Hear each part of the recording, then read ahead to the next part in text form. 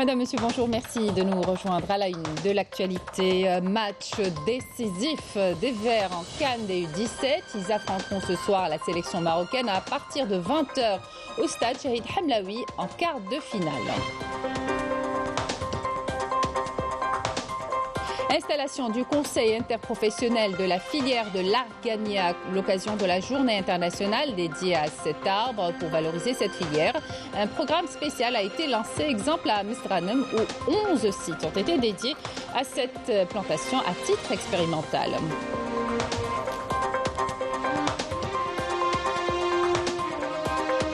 50e anniversaire du Front Polisario célébré cette année sur fond d'une reconnaissance croissante du droit légitime du peuple sahraoui à la liberté et à l'indépendance. Le président sahraoui a affirmé que son peuple ne renoncera pas à sa lutte de libération nationale.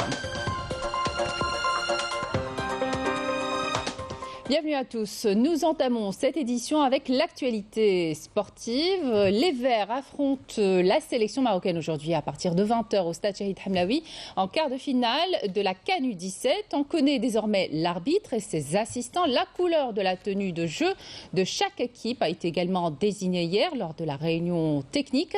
Ismaël Belkadia va nous donner plus de détails puisqu'il est avec nous en direct à partir du stade Shahid Hamlaoui à Constantine.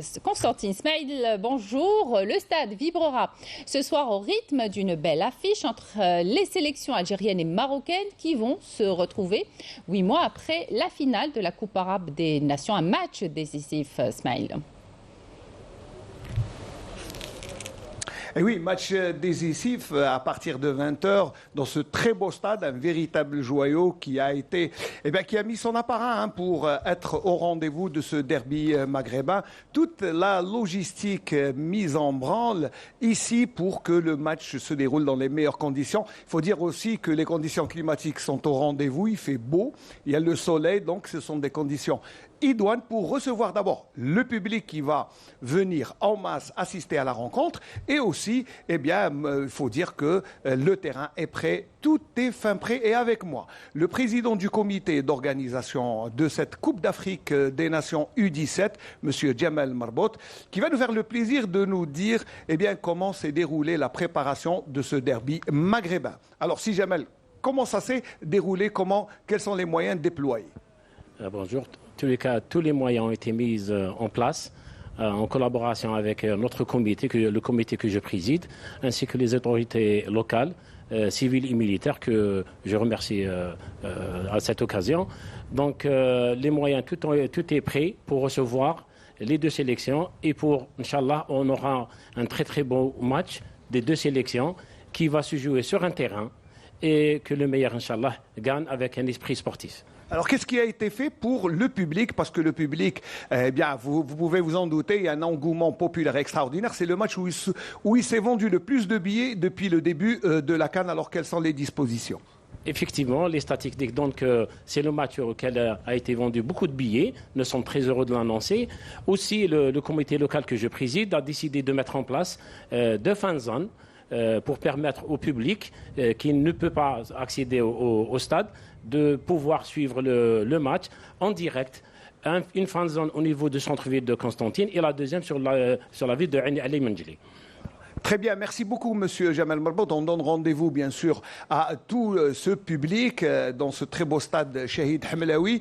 Et puis, n'oubliez pas, rendez-vous c'est à 20h. Pour ce quart de finale tant attendu. Et puis n'oublions pas qu'il est qualificatif, Amina, à la Coupe du Monde de la catégorie. Un match qui sera retransmis sur la première chaîne. Merci à vous, Ismaël Belkadia, ainsi qu'à votre invité. Et pour le sélectionneur national, Erzri Rmel, l'équipe est prête pour gagner et se qualifier au mondial. Ismaël Belkadia. L'équipe nationale des U17 s'est préparée dans une excellente ambiance à Constantine pour le quart de finale de la Coupe d'Afrique de ce mercredi face au Maroc.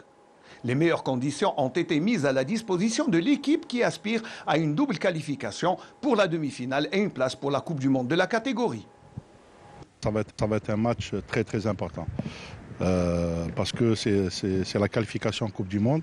Je pense que nos joueurs, si on voit l'état d'esprit, ils ont un excellent état d'esprit. Donc je pense que le staff technique à leur tête, M. Skelman, a fait un excellent travail. Donc, et maintenant, ils font un travail sur le plan de récupération. Et même regarder l'ambiance qu'il y a sur le terrain, elle est extraordinaire.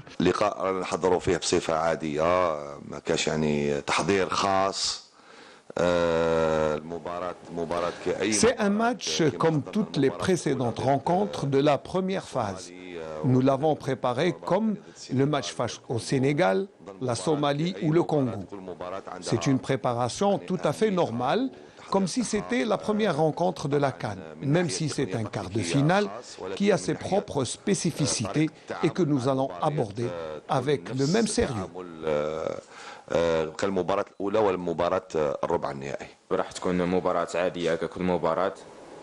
C'est une confrontation ordinaire, comme toutes les autres rencontres. Même si c'est un quart de finale et qui plus est qualificatif à une Coupe du Monde et avec ses particularités. Nous allons jouer à fond nos chances et bien aborder ce match comme il le faut. Rendez-vous est donc pris ce mercredi à partir de 20h au stade Shahid Hamlaoui de Constantine pour une rencontre qui peut ouvrir les portes d'un mondial pour ces jeunes Fennecs qui sont déjà champions arabes en titre. L'autre match des quarts de finale de la Coupe d'Afrique des Nations U17, Sénégal-Afrique du Sud à 17h au stade Nelson Mandela à Baraki. Pour demain, 2 matchs au programme. Mali-Congo à 17h au stade du 19 mai 1956 à Annaba. Et puis Nigeria-Burkina Faso à 20h au stade Nelson Mandela de Baraki. Et puis sachez que l'USM Alger jouera gros contre les Ivoiriens de la SEC Mimosa ce mercredi à 17h au stade de la Paix à Bouaké en demi-finale allée de la Coupe de la Confédération de football. C'est la journée internationale de l'arganier. Le ministre de l'Agriculture et du Développement rural, Mohamed Abdelhafid Henni, a présidé hier à Tindouf l'installation du conseil interprofessionnel de la filière de l'arganier. À cette occasion, Henni a insisté sur l'importance majeure de l'arganier connu pour ses innombrables vertus économiques, sociales et écologiques, ainsi que son rôle efficace dans la lutte contre la désertification et l'adaptation avec la sécheresse. Justement, la wilaya de Mesranem a lancé un programme ambitieux pour valoriser l'arganier, exemple à la forêt de Stidia, l'un des 11 sites de la wilaya choisis pour accueillir ce programme, avec pour objectif à long terme de faire une extension et de planter davantage d'arganiers. Walid Yousfi. Des arganiers à perte de vue. Un résultat encourageant réalisé grâce à un programme spécial de la wilaya de Moussaganem pour valoriser cet arbre. Dans la forêt de Stidia, les éléments de la conservation des forêts sont à pied d'œuvre pour l'entretien de ces arganiers. Après la plantation de ces arganiers, nous prélevons les graines avant de les multiplier et les planter dans la pépinière de Ain Ouissi. Cet arbre a été planté à titre expérimental au niveau de 11 sites de la wilaya de Moussaganem, comme ici, dans la forêt de Stidia, où on a planté 387 arganiers. Dans la forêt de Stidia, il y a un projet d'extension sur 4 hectares réservé à la plantation de 600 plants d'arganiers qui seront pris en charge durant 3 ans jusqu'à atteindre l'étape de la production.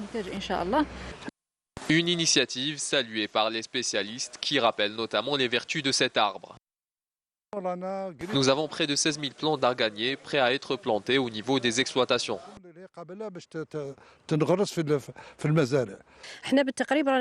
Nous avons 5 000 plants d'arganiers et nous essayons de faire en sorte que leur production soit fin prête pour la prochaine campagne de plantation 2023-2024. Grâce à cette campagne, les investisseurs algériens pourront se lancer dans la production d'huile d'argan, considérée comme l'une des huiles les plus rares au monde. À Sidi Blabès, l'unité de transformation de marbre et de granit, un modèle réussi dans le domaine des matériaux de construction avec une capacité de production qui couvre une partie des besoins du marché national. Cette unité ambitionne également de conquérir le marché international. Sofiane Marnine, Marine Damis. Plus de 200 000 mètres carrés de plaques de granit et de marbre sont disponibles dans ce dépôt, prêt à être commercialisé. Dans cette unité de transformation implantée à l'ouest de la wilaya de Sidi Blabès, 400 employés transforment et traitent 4000 mètres carrés de marbre et de granit par jour. La production passe par plusieurs étapes. Tout d'abord, nous préparons la matière première. Ensuite, nous la découpons sous forme de plaques qui seront par la suite traitées et poncées pour une utilisation directe au profit des entreprises activant dans le même domaine. Nous avons également des lignes de production directes réservées aux clients. La matière première, extraite des carrières de marbre des régions de Sidi Blabès, Saïda, El Ghazawat et Tamnarasset, est destinée principalement à couvrir les besoins du marché local.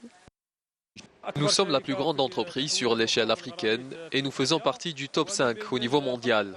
En ce qui concerne les dernières mesures prises par l'État, nous avons la possibilité d'augmenter notre capacité de production pour le marché intérieur et se faire une place sur le marché international, sachant que nous avons eu une expérience cette année dans l'exportation. Notre objectif est de répondre aux besoins du marché national en ce produit Made in Algeria dont nous sommes fiers. Cette unité compte augmenter sa capacité de production à hauteur de 10 000 mètres carrés de marbre et de granit par jour, grâce à l'utilisation de 70% de matières premières locales. Éducation nationale, les candidats concernés par les examens du BEM et du baccalauréat pourront retirer leur convocation à partir d'aujourd'hui jusqu'au 7 pour le BEM et le 15 juin pour le bac. Pour les élèves scolarisés, le retrait est possible via le compte électronique des directeurs des établissements éducatifs ou à travers l'espace réservé aux parents sur la plateforme électronique du ministère. Les convocations seront également disponibles sur les sites web de l'Office national des examens et concours. Numérisation dans le domaine de l'enseignement supérieur, tout un processus lancé pour rapprocher l'administration de l'étudiant et surtout faciliter la vie universitaire. Il est question également d'améliorer l'accès à l'information. Reportage à l'université Saad Dahl Blida 1 réalisé par Saïda Mayouf. La modernisation de l'université algérienne passe inévitablement par la digitalisation. Un processus à même de réaliser un bond qualitatif au profit des étudiants, des enseignants et de l'ensemble du personnel. Par exemple, un étudiant veut faire un transfert, ce n'est pas la peine que l'étudiant il se déplace ici à l'université. Il peut déposer ses papiers pédagogiques via la plateforme. Le traitement se fait à distance. Le résultat aussi, on peut directement l'afficher directement sur le site. Donc comme ça, l'étudiant il peut voir c'est-à-dire le résultat des transferts. Le guichet numérique اللي يسمح لي زاتياس et les enseignants ils demandent tout un document concernant la vie personnelle, par exemple l'attestation de travail et les fiches de paie, l'autorisation d'absence. C'est une véritable révolution au niveau des universités en matière de numérisation et c'est un passage obligé. Si on veut donc moderniser surtout le côté gouvernance, côté gestion, côté donc, si vous voulez, prise en charge de la communauté universitaire, il n'y a pas d'autre moyen que la numérisation. La post-graduation n'est pas en reste à l'université Blida 1. Les plateformes numériques constituent un atout de taille pour accroître les chances de réussite des étudiants. L'université de Blida dispose de plusieurs plateformes numériques dans le domaine de la recherche scientifique et la formation doctorale. Donc l'objectif principal de la numérisation dans ce domaine, c'est l'accès rapide à l'information, donc la rapidité de traitement des différents dossiers, l'archivage des différents documents liés à chaque dossier. Il y a des procédures, on peut déposer les papiers, on peut même avoir des conférences en ligne, donc tout se passe en ligne, on ne devrait pas se déplacer. Donc je trouve que c'est une très bonne chose. Notre quotidien, parce qu'on essaye d'aller vers tout ce qui est numérique en économisant tout ce qui est papier. Étant étudiante en architecture, j'avais l'habitude d'afficher avec du papier, mais aujourd'hui les affichages se font à travers une plateforme qui est la plateforme Progress. Renforcer l'écosystème numérique du secteur de l'enseignement supérieur permet la modernisation de l'administration et de la gouvernance dans le domaine pédagogique et la recherche scientifique, afin que l'université puisse jouer pleinement son rôle de levier de croissance dans le développement national. L'actualité à l'étranger à présent, 50e anniversaire du Front Polisario, célébré cette année sur fond d'une reconnaissance croissante du droit légitime du peuple sahraoui à la liberté et à l'indépendance. Le président sahraoui, secrétaire général du Front Polisario, Brahim Ghali, a affirmé que le peuple sahraoui ne renoncera pas à sa lutte de libération nationale et qu'il avancera par tous les moyens légitimes dans la lutte armée jusqu'au recouvrement de la souveraineté de la race. Les détails avec Amel Bouarba. C'était il y a 50 ans. Le 10 mai 1973, naissait le Front Polisario, Front populaire de libération de Sariyat el-Hamra et Ouad el-Dahab, un mouvement de libération nationale qui mène depuis un demi-siècle un combat inlassable face à l'occupant marocain.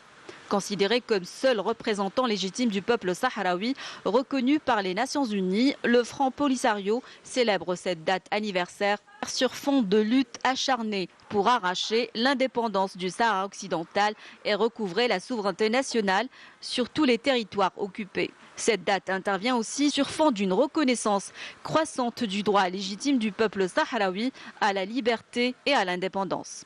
Très au fait du dossier, Christopher Ross, ancien émissaire des Nations Unies au Sahara occidental, revient sur un conflit qui ne semble pas connaître son épilogue. Surtout après 1991 et le plan de règlement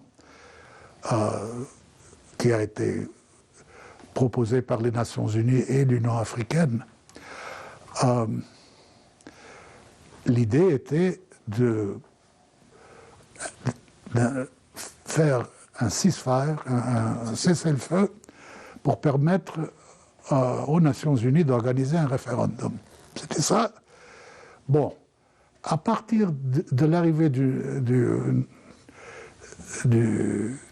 nouveau roi du Maroc, l'idée du référendum a disparu dans la tête des Marocains. Mais le Conseil de sécurité n'a pas réagi. Et depuis le début de ce conflit jusqu'à aujourd'hui, un des grands problèmes de la recherche d'une solution est l'inactivité concrète, réelle du Conseil de sécurité. Ils se limitent à dire, et ils l'ont dit maintenant à 1, 2, 3, 4 envoyés personnels, on soutient vos efforts. Comment vous le soutenez? Là, il n'y a pas de réponse. Il n'y a ni activité diplomatique, ni pression à qui que ce soit. Le diplomate américain chevronné raconte comment le Maroc a tout fait pour maintenir le statu quo et entraver le travail des émissaires des Nations Unies au Sahara occidental. Depuis 2007, quand le Maroc et le Polisario ont posé leur proposition sur la table de négociation, 15 sessions de face à face entre Polisario et Maroc, sans résultat. Et il est clair et évident, mais personne n'ose le dire et ose agir en fonction de ce qui est tellement clair. Les Marocains ne veulent pas négocier. Ils sont beaucoup plus confortables avec le status quo qui leur permet de créer des conditions sur le terrain, d'essayer de faire oublier le dossier au niveau de la communauté internationale. Alors, quelle est leur tactique? Quelle a été leur tactique dans toutes ces sessions de négociation?